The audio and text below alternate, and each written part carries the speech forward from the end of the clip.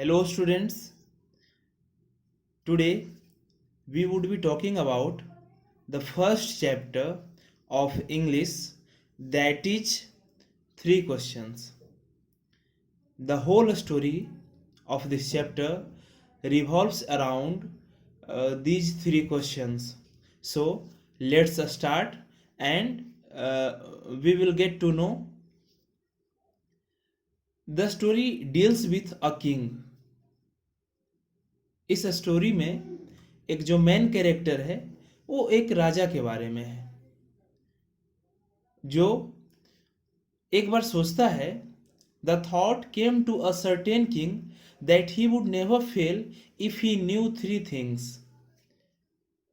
उसके दिमाग में एक ख्याल आता है, वो ऐसा सोचता है कि अगर उसे ये तीन क्वेश्चंस पता चल जाए तो वह कभी फेल नहीं होगा, ना ही उसका कभी किंगडम समाप्त होगा और ना ही वो कभी डिफीट होगा किसी से।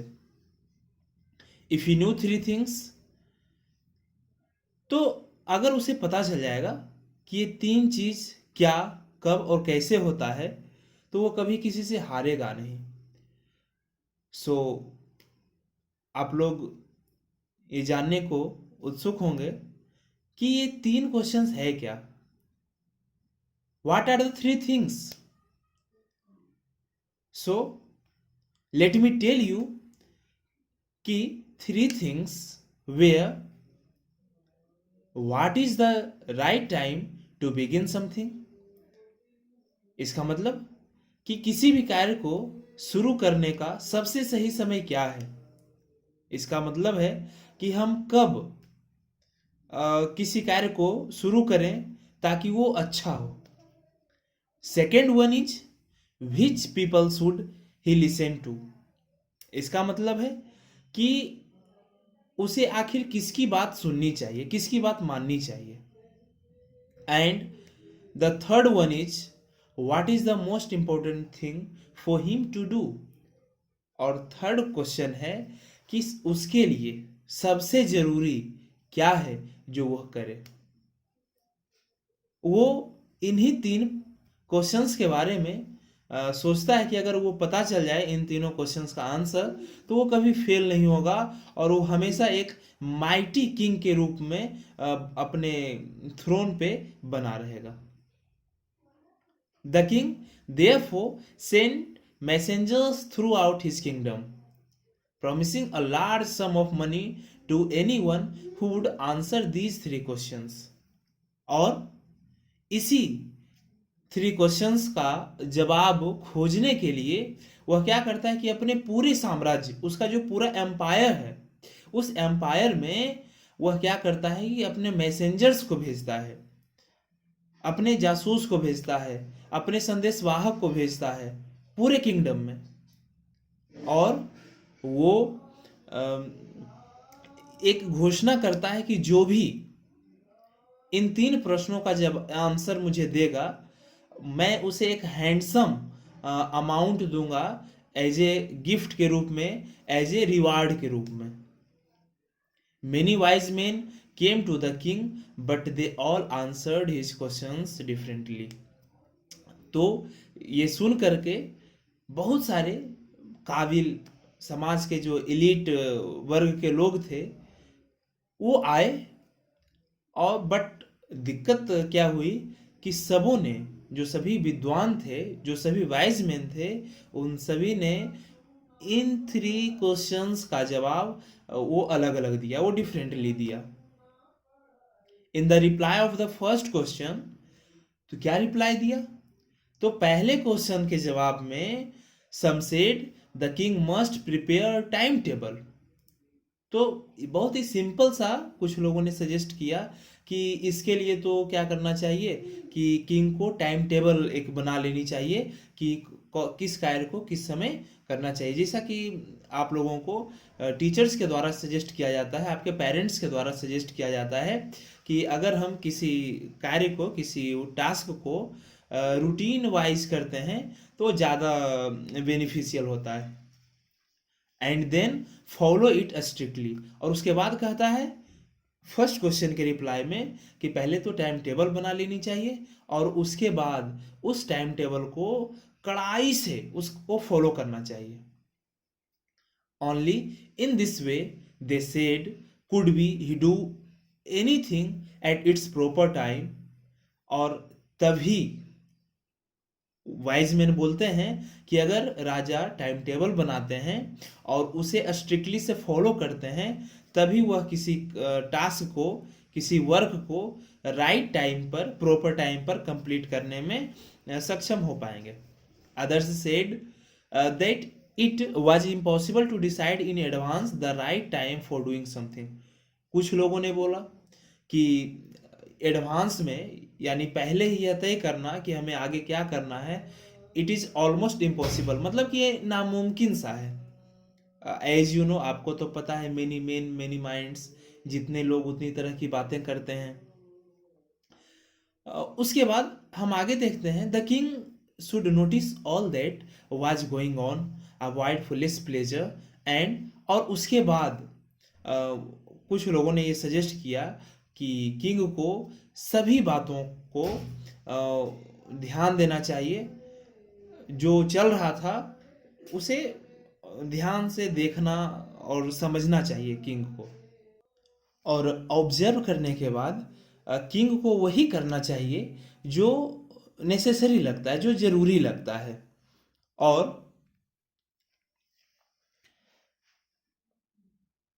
yet others said that king needed a council of wise men who would help him act at the proper time. और उसके बाद कुछ लोगों ने यह भी सजेस्ट किया कि राजा को कुछ होशियार लोगों की एक काउंसिल बना लेनी चाहिए और वो क्या करेंगे, एज ए असिस्टेंट वो प्रॉपर टाइम पर राजा को, किंग को याद दिलाते रहेंगे that sir you have to do this work right now. This was because one man would find it impossible to decide correctly without help from others the right time for every action. और ऐसा इसलिए लोगों ने suggest किया क्योंकि उन्हें लगता था कि यह किसी एक व्यक्ति के बस की बाहर की बात है, मतलब कि कोई एक व्यक्ति राइट टाइम पर सारे कार्य को नहीं कर सकता है.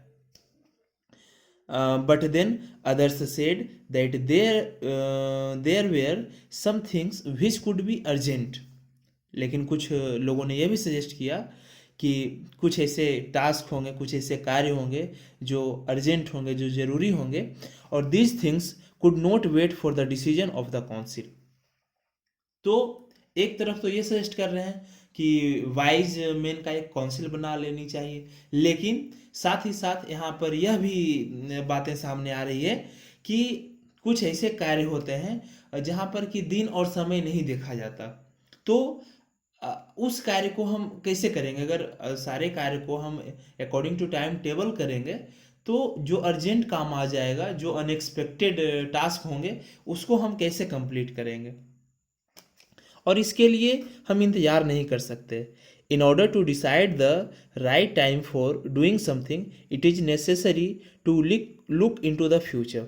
और उसके बाद कुछ लोग सजेस्ट करते हैं कि किसी भी काम को सही समय पर करने के लिए भविष्य देखना होगा, मतलब कि हम उस काम को देख लें कि हम आगे क्या करने वाले हैं और उसके अकॉर्डिंगली हम पहले ही प्लान करें.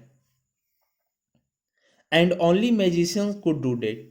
और भविष्य देख कौन सकता है, फ्यूचर देख कौन सकता है? तो यह तो कोई मैजिशियंस ही कर सकता है, कोई जादूगर ही कर सकता है.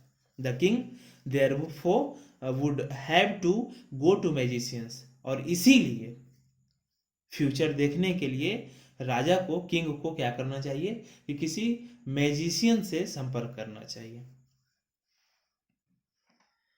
In their answers to the second question, some said that the people most necessary to the king were his counselors. Others said, कुछ लोगों ने बोला कि राजा के लिए सबसे जरूरी है काउंसलर्स, यानी वाइज मैन का, जो कि उन्हें प्रॉपर टाइम पर प्रॉपर काम करने के लिए बताएंगे. और कुछ लोगों ने बोला कि इसके लिए तो प्रिस्ट यानी पुजारी ही सही रहेंगे. A few others choose the doctors, और कुछ लोगों ने डॉक्टर्स को चूज किया। And yet others said that his soldiers were the most necessary, और कुछ लोगों ने बोला कि एक किंग के लिए सबसे जरूरी अगर कोई है तो वह है उसका आर्मी, उसका soldiers. To the third question, some said science, others choose fighting, and yet others religious worship. तीसरे क्वेश्चन के जवाब में कुछ लोगों ने विज्ञान को चुना, कुछ लोगों ने लड़ाई झगड़े को चुना, और कुछ लोगों ने धार्मिक पाठ पूजा को चुना, religious worship. As the answers to his questions were so different. अब लोगों का, जैसा कि मैंने बताया कि many many many minds, king confuse हो गया कि उसके जो तीन क्वेश्चंस हैं, थ्री क्वेश्चंस हैं, उनका कोई प्रॉपर जवाब, प्रॉपर आंसर नहीं आ रहा है जो कि वह चाहता था। So the king was not satisfied and gave no reward.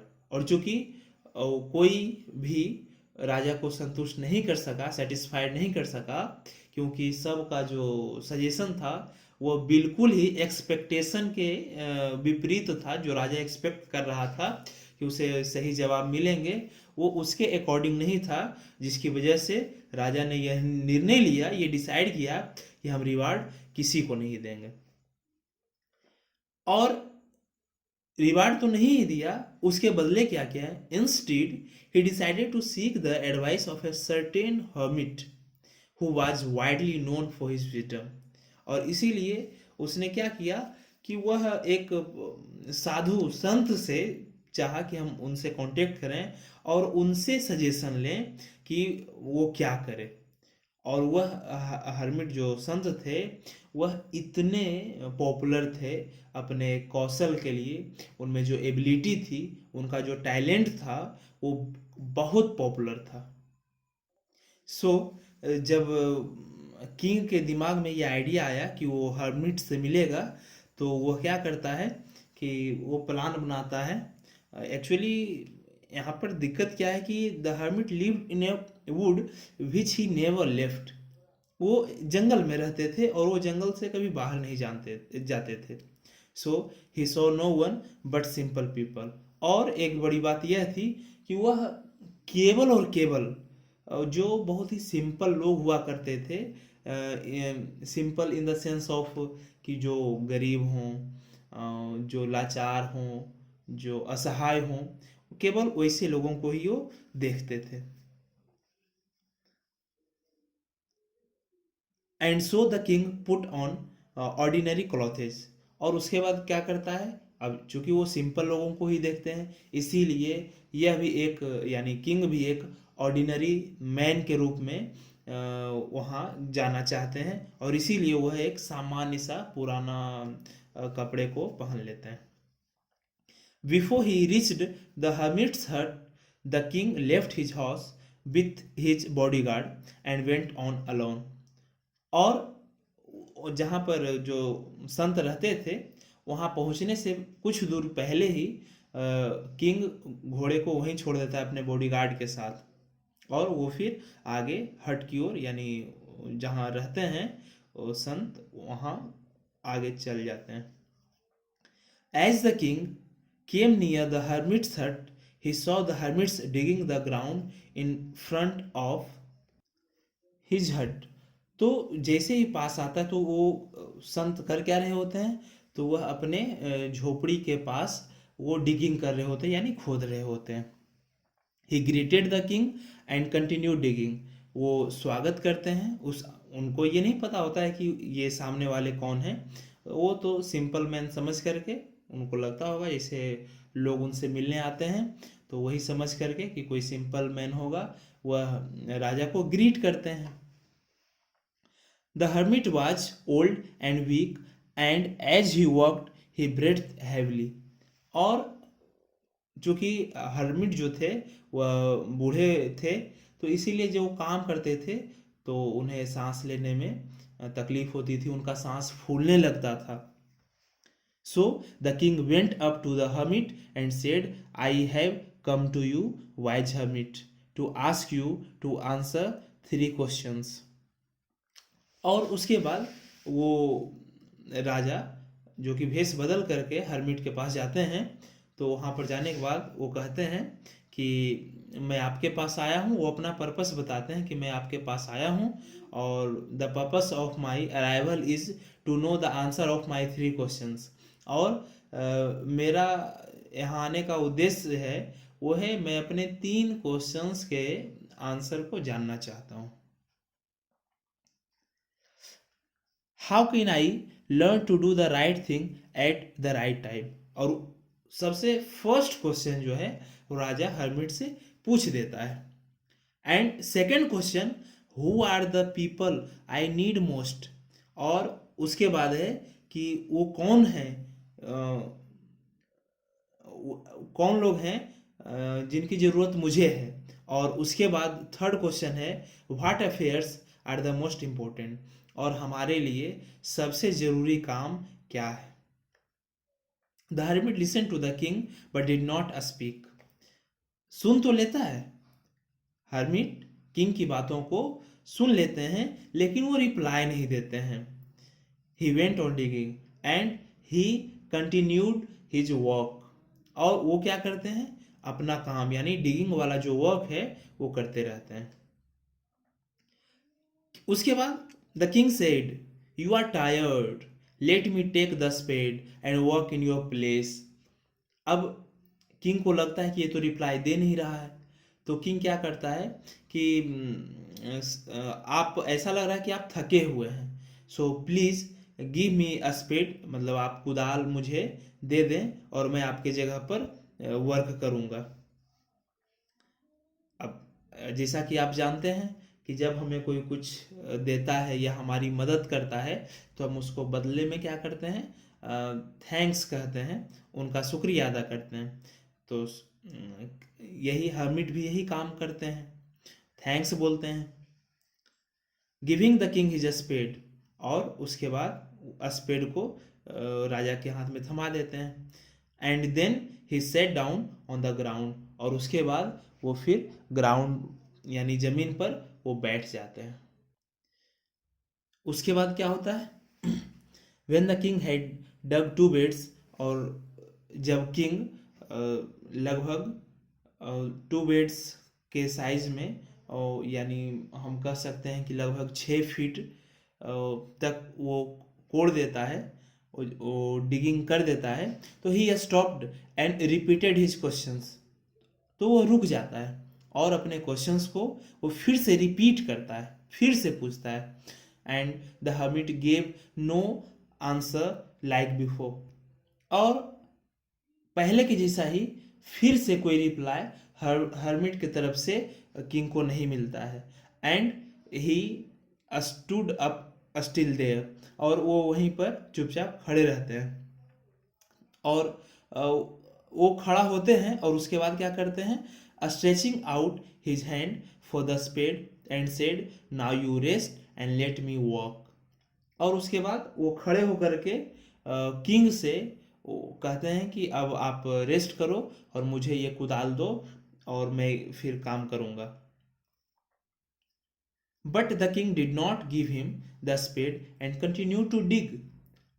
लेकिन राजा जो है वो स्पेड नहीं देता है और वह फिर खोदते रहता है, वो काम करते रहता है। 1 hour passed, देन अनदर, 1 घंटा चला गया, फिर दूसरा घंटा चला गया। The sun went down behind the trees, और सूर्यास्त भी हो गया। And at last the king stuck the spade into the ground, और उसके बाद कुदाल को जमीन में फंसाते हुए वो कहता है कि I came to you wise man, देखिए मैं आपके पास आया था for an answer to my questions, ताकि मैं अपने प्रश्नों का जवाब जान सकूं। और if you can not give me answer tell me, अगर आप नहीं दे सकते तो मुझे बताइए। So and I will return home, और अगर आप नहीं दीजिएगा तो मैं वापस अपने घर चला जाऊंगा। हेयर कम्स समवन रनिंग, और उसी समय जब राजा अपनी बातों को खत्म करता है तो कोई दौड़ते हुए आता है, और ये बात कौन बताता है किंग को? तो it is said by the hermit, और वह उस संत के द्वारा बोला जाता है राजा को।